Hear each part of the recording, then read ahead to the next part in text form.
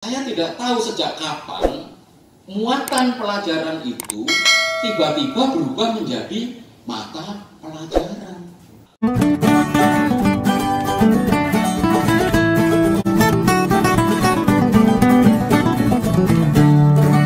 Tanya Pak Doni saja. Undang-undang kita itu masih mengandalkan pada standar nasional pendidikan.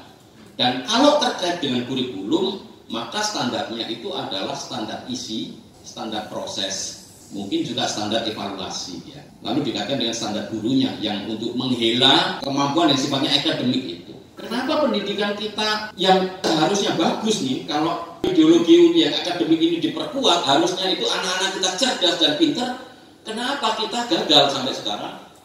Karena guru-gurunya itu nggak lebih pintar dan muridnya. Bagaimana mungkin gurunya kalau nggak ngerti matematika, muridnya bisa pintar matematika? Padahal syarat guru di dalam kurikulum kita seperti filosofinya Undang-Undang Sisdiknas 2003 itu kan kita akademik sekolah, berarti guru itu harus piawai bidang matematika dulu. Baru dia bisa mengajarkan materi standar isi.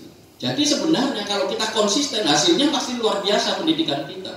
Tetapi karena standar gurunya tidak sama, tetapi standar isinya yang disamakan, ya itu lalu menjadi bermasalah. Karena itu kurikulum kita sangat padat mata pelajaran karena muatannya sangat banyak. Di pasal 35, 36 itu muatannya kan banyak banget itu ya. Ada muatan yang termasuk di dalamnya, ada yang wajib ya kan, muatan itu. Maka kurikulum kita itu fokusnya selalu pada di muatan. Dan orang-orang kalau ada perubahan muatan, perubahan isi, itu sudah heboh karena nanti ganti buku, ganti materi pembelajaran, ganti RPP-nya ya, karena itu akan menghebohkan begitu diganti satu. Maka di undang-undang kita saat ini yang mungkin nanti kita perlu evaluasi begini, muatan pelajaran harus terdiri dari lalu ada yang wajib. Nah, saya tidak tahu sejak kapan muatan pelajaran itu tiba-tiba berubah menjadi mata pelajaran. Kan beda loh. Muatan itu tiba-tiba yang poin-poin misalkan matematika, agama, pendidikan kewarganegaraan, IPA, IPS ya. Kenapa tiba-tiba harus ada mata pelajarannya? Jadi karena fokusnya pada muatan dan muatan itu kita jadikan mata pelajaran, ketika ada inovasi K13, saya rasa satu-satunya yang sangat membingungkan di K13 itu adalah pendidikan yang di tingkat SD yang tematik integratif. Bapak Ibu ngerti kan? Itu sebenarnya ide yang sangat cemerlang. Kenapa? Karena tematik integratif itu mengajari anak-anak kecil itu kalau belajar, dia itu nggak membedakan loh, ini matematika, ini bahasa Indonesia, enggak Bapak Ibu. Mereka itu interdisipliner anak-anak itu. Tapi yang terjadi apa di sekolah-sekolah kita? Gurunya persiapannya tematik integratif, tapi kemudian soal-soalnya berbasis mata pelajaran. Makanya nanti ketika tematik ini, lalu rapotnya rapot mata pelajaran. Terus mata pelajaran dikasih persentase, soal matematika 1, soal ini 1 gitu. Ini kan kesalahan yang saya bilang fatal sejak K13. Di kurikulum Merdeka nggak disentuh, tetap sesat di sini. Seharusnya itu kalau tematik integratif itu ya sudah langsung di situ interdisipliner, sehingga gurunya nggak bingung dia penilaiannya kok di matematika bahasa Indonesia beda-beda. Karena tadi itu kita fokusnya di mata pelajaran. Kenapa guru-guru akhirnya minta lebih baik SD itu dikembalikan ke mata pelajaran saja gitu kan? Kenapa? Ya karena guru itu merasa lebih nyaman kalau ngajar lewat mata pelajaran. Meskipun ngajar per mata pelajaran itu tak mendukung pertumbuhan ilmu akademik anak-anak dari sisi interdisipliner. Kan susah toh?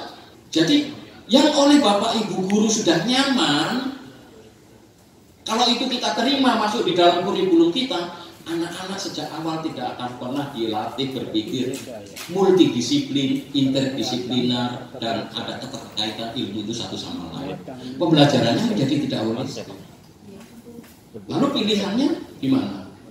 Apakah yang pembelajaran interdisipliner itu tetap harus kita introdusir, atau kita ngikutin maunya guru yang enak?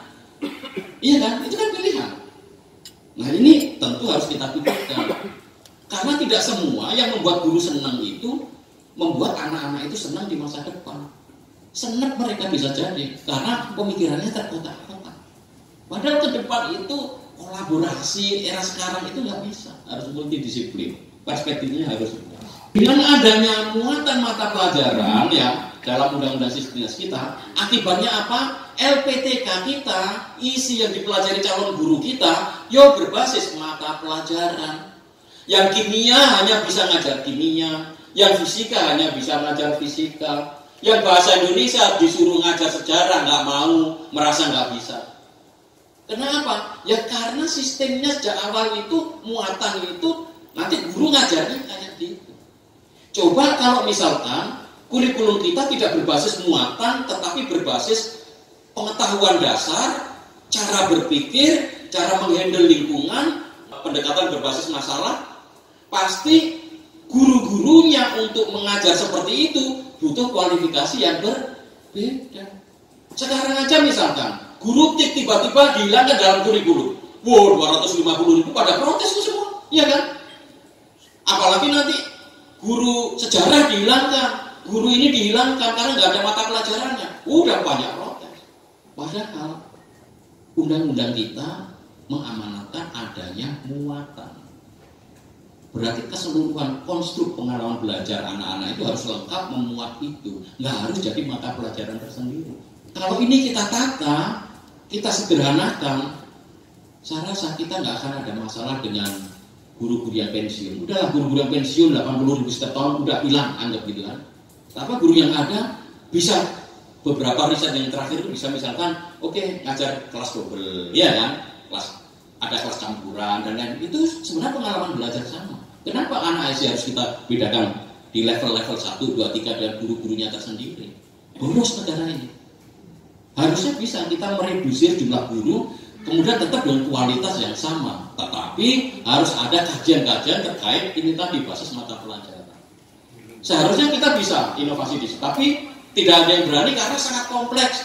Risetnya tidak mendalam sehingga nanti menimbulkan kegaduhan. Akhirnya ya sudahlah, guru TIK dikembalikan lagi. Ini ya, kita akan bisnis as usual jadinya, tidak ada inovasi.